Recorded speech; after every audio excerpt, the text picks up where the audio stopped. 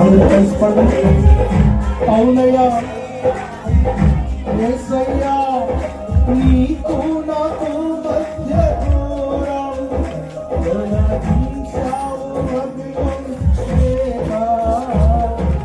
ఆనందం కోరేవాడా నాశను. అందరూ కలిసి ఆనందం స్వరాలు